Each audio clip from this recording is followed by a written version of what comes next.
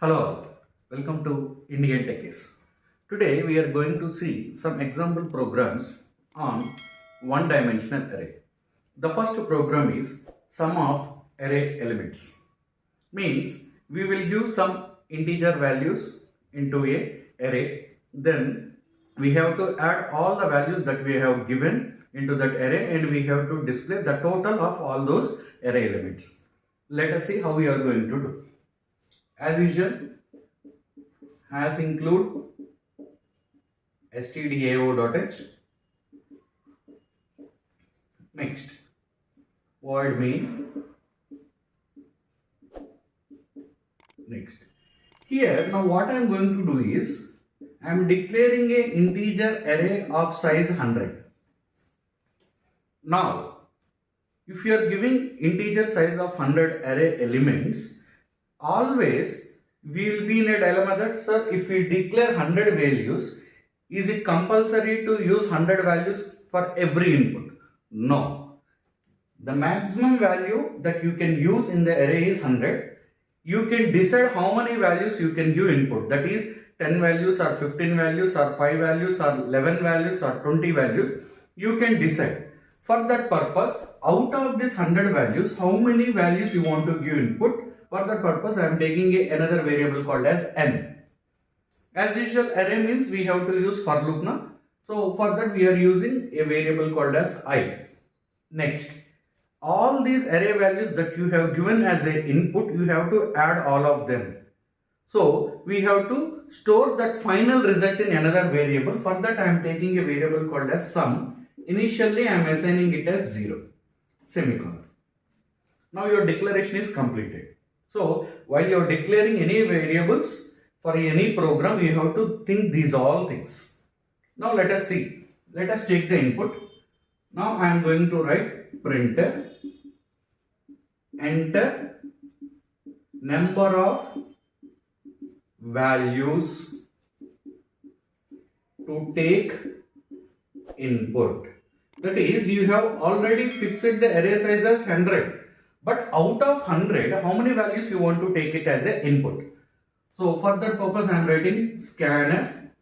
So to fix the number of values, you are taking an input called as n. That is %d ampersand n. So any value you can give, it should be less than or equal to 100. Because you have created the array size as 100, you cannot take more than 100 values as an input. So you have to give any value less than 100. It may be any number of your wish. Suppose in n, suppose you have given the array size as 10. So I should take only 10 values. If your n value is 5, then I should take only 5 values. For that purpose, printf enter %d values. What is this %d values? That is n. Suppose if you have given n value as 5, here it prints in the output as enter 5 values. This %d belongs to n. Suppose if you give n value as 10, it will print enter 10 values. So it will give you a hint how many values you have to give. Then since you want to enter and this is an array, you have to take input in loop. So I am using for loop. For I equal to 0, I less than n. That is, if you say n value as 9, so it has to take input from 0 to 8. Total is 9. So since I have written I less than 9, for every value you have to take input, that is I plus plus. Open your for loop. So write the scanf. That is scanf %d ampersand a of I. So when I is equal to 0, it takes input for a of I, that is a of 0. Next it takes input for a of 1, a of 2 until your n value reaches less than your n value. Then whenever you take any value and immediately adding, that is sum is equal to sum plus a of I. Close this for. What is the initial value in sum? 0. For first repetition, 0 will be added with a of 0, the value in a of 0. Next repetition, already sum consists of a of 0, a of 1 will be added. Next repetition, a of 2 will be added to sum. Like this, until n minus 1 array positions are there, all the values will be added and placed in sum. Now, once your number of inputs are completed, this loop terminates automatically. You come out of the loop. Once the loop has been completed, where is this all added values? It is available in the variable called as sum. Just you print printf percentile d comma sum. Close your main. This is how you are going to find sum of all array elements. This is how to access a one-dimensional array. Hope it is clear. This is sum of array elements program. Next program. Finally, we are having a clear-cut idea on one-dimensional array. Now what we are going to do is, we will take some elements as an input. In that, we have to find which is the smallest value, that is minimum value, and which is the maximum value, that is biggest value. Previously, we have done finding all the elements, means adding all the elements and printing single value. Now what you are going to do is, whatever the values that you have given input, from that input we have to identify the smallest value as well as the longest value. I mean biggest value, right? So minimum and maximum in an array. Now how you are going to do before going for the program, let me explain you the logic. For example, this is a array of some elements. So 0th position, 1 position, 2 position, 3, 4, 5. Means there are total 6 elements. Now this total array name is A. Randomly I have given some values.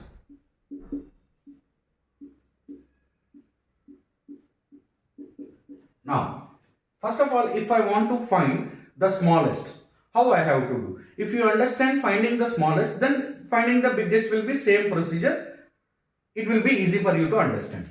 Now what I will do is, I will take a variable called as minimum and I will store this first position here. So what is there in this first position? That is 23. Initially, I will assume this first value as the smallest element. Right? Now, then I will start this first position value, the value which is stored in min. I will start comparison from the second element until I get the value minimum than 23. So start comparison. 23 is less than a of 1. Yes, it is less than a of 1. Then again you check. So this is not matching. It is not less than 23. Next again go to the next value. 23 is less than 1? No.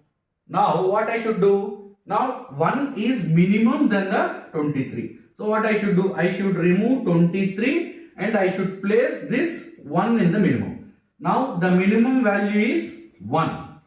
Now again compare 1 with its next element.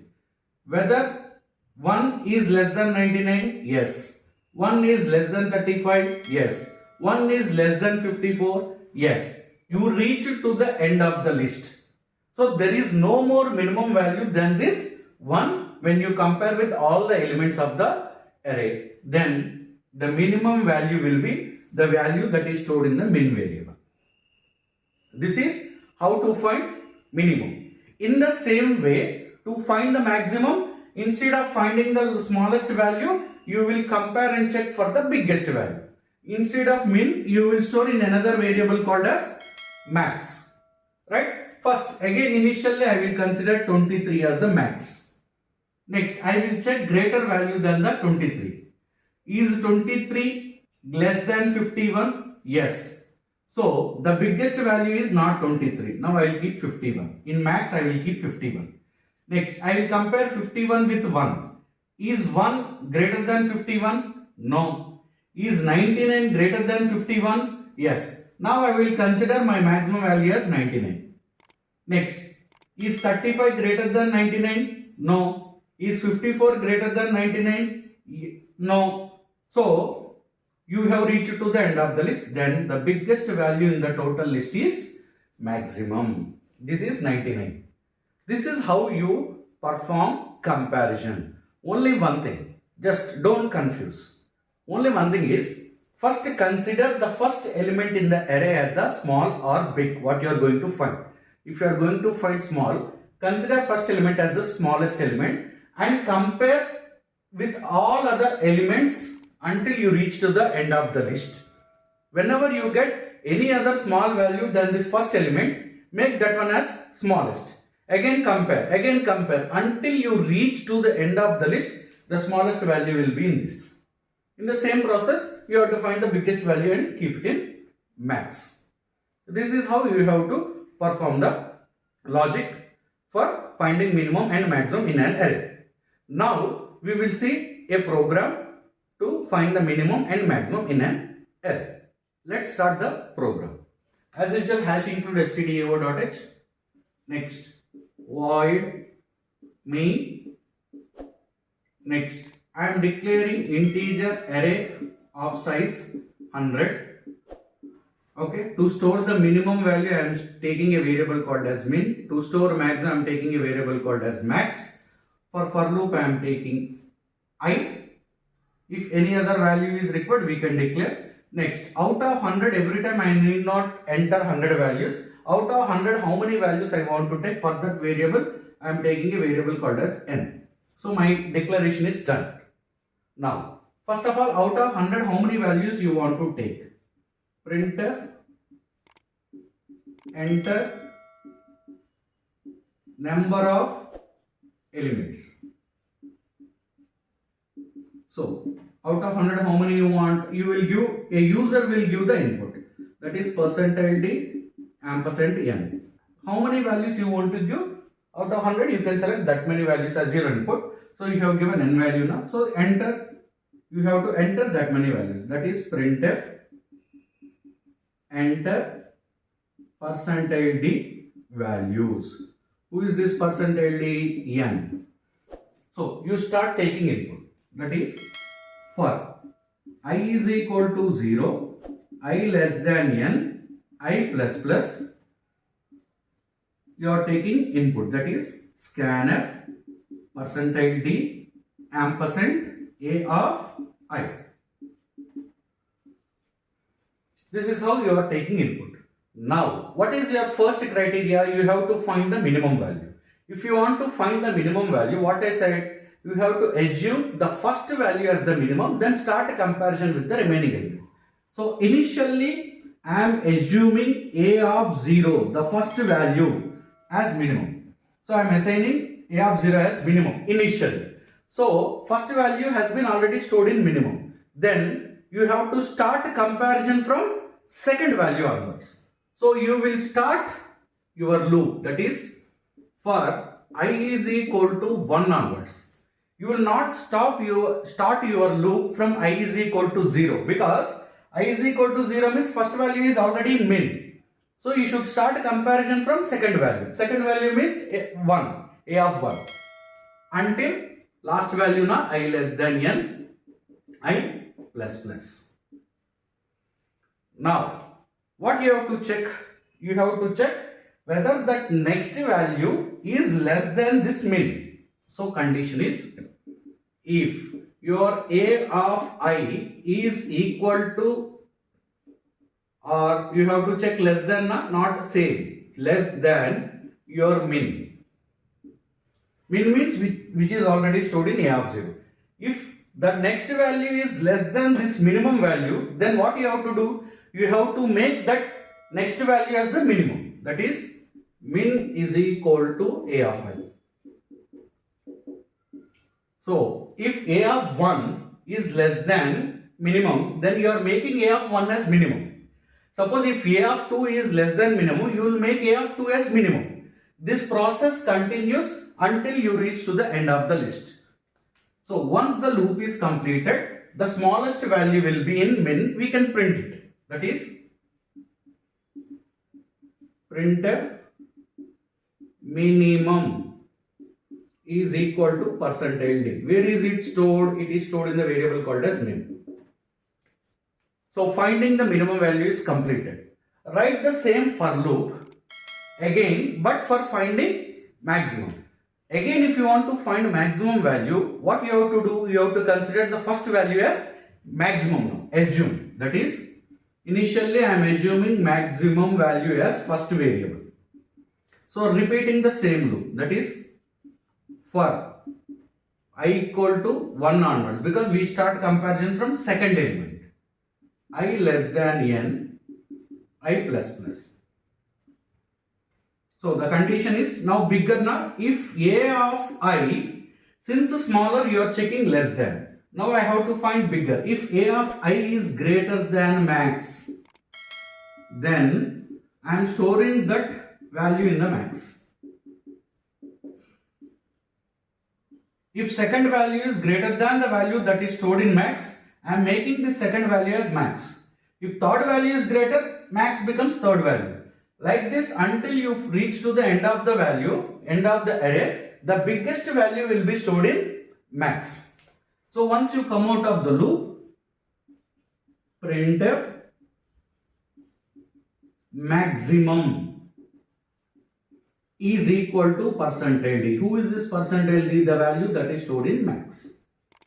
Close main. This is how you have to find minimum and maximum values in a list of array elements. Right? Hope you understand this program. These are some of the important programs that you have to check and verify and practice whenever you are as a beginner or a fresher for one-dimensional array. Hope you understood the basic two programs, that is sum of all array elements and finding minimum and maximum in an array. Thank you for watching Indian Techies videos. Please like, comment, subscribe, share. Thank you.